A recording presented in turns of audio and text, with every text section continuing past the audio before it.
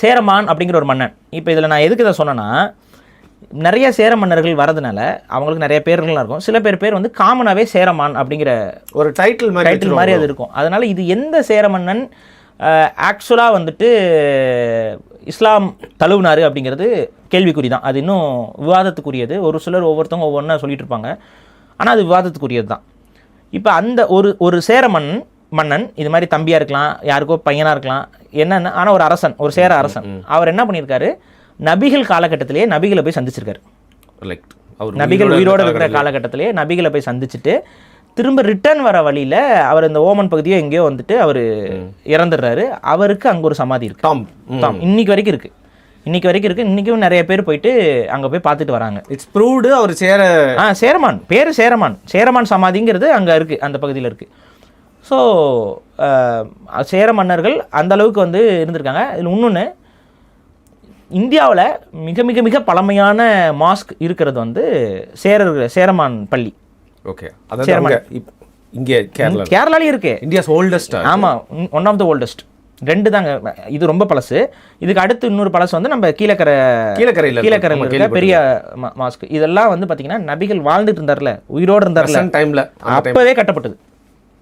So இஸ்லாம் மதம் உருவாகிற காலகட்டத்திலேயே தமிழர்கள் வந்து அது கூட நட்பில் இருந்தாங்க. கடல் வழியாக வணிகத்தின் வழியில் அந்த மதத்துடைய கருத்துக்களை ஏற்று மதம் மாறியவர்களும் உண்டு. அதில் அவர் அரசனும் மாறியிருக்கான், சேரமான். இது ஏன் நான் சொல்கிறேன்னா, இன்றைக்கி சொல்கிறாங்கல்ல இஸ்லாமியர்கள் வந்து வெளியிலேருந்து வந்தவங்க அதெல்லாம் பொய். ஆக்சுவலாக வந்து வெளியிலேருந்து வந்த இஸ்லாமியர்களும் இருக்கிறாங்க. அவங்க வந்து உருதை தாய்மொழியாக கொண்ட இஸ்லாமியர்கள். ஆனால் தூய தமிழை தாய்மொழியாக கொண்ட இஸ்லாமியர்கள் வந்து கன்வெர்டட் பாப்புலேஷன். அது இன்னைக்கு நேற்று இவன் படையெடுத்து வந்ததுக்கப்புறம் கன்வெர்ட் ஆகலை. ஆரம்ப காலகட்டத்தில் இஸ்லாமில் நபிகள் அங்கே வாழ்ந்துட்டு இருக்க காலகட்டத்திலே கன்வெர்ட் ஆன ஒரு முஸ்லீம் பாப்புலேஷன் வந்து இங்கே இருக்குது. ஸோ அது ஈழத்துக்கும் போயிருக்கோம்ல கொஞ்சம். ஆமாங்க, ஈழத்துலேயும் தமிழை தாய்மொழியாக கொண்ட இஸ்லாமியர்கள் எல்லாம் தூய தமிழர்கள் தான். அவங்க வந்து வேற இனத்தவர்கள் அல்ல. இன்றைக்கி அவங்களோட அரசியல் நோக்கம் இதில் வந்து பிரச்சனைகள் குழப்பங்கள் இருக்கலாம். ஆனால் அவங்க இனத்தால் தூய தமிழர்கள். அவங்க நபிகள் காலகட்டத்திலேயே மாறினவங்க. நபிகள் காலகட்டத்திலே அந்த கம்யூனிட்டி ஃபார்ம் ஆகுது. சரி. ஸோ அதுக்கு தான் இங்கே வந்து அவ்வளோ பழமையான மாஸ்க்லாம் இருந்திருக்கு.